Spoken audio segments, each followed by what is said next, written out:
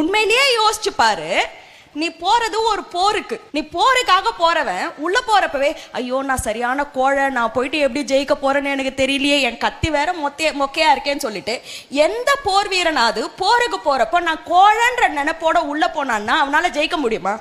கிடையாது.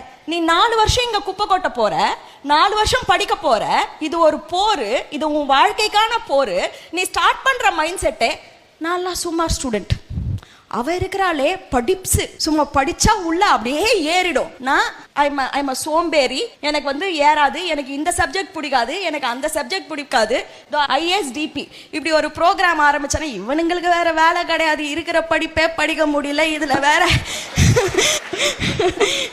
கம்யூனிகேஷன்ன்றானுங்க, ஸ்போக்கன் இங்கிலீஷ்ன்றானுங்க, ஃப்ரீயா விடுங்கப்பா அப்படின்னு சொல்லிட்டு மைண்ட் செட்டோட நீ வந்து படிப்பை அப்ரோச் பண்ணியானா எப்படி உன்னால எந்த டேஷாவது கிழிக்க முடியும்னு நான் கேட்கறேன்.